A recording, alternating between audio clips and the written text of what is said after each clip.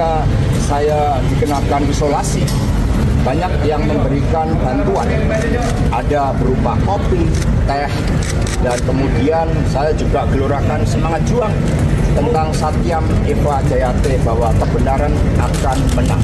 Cerita Hasto jalani isolasi di sel KPK diberi kopi oleh tahanan lain. Sekretaris Jenderal Partai Demokrasi Indonesia Perjuangan (PDIP), Hasto Kristianto menceritakan pengalamannya selama 6 hari berada dalam sel KPK. Hasto menyebut dirinya baik-baik saja ketika di dalam penjara. Dia juga tetap bersemangat kala menjadi seorang tahanan.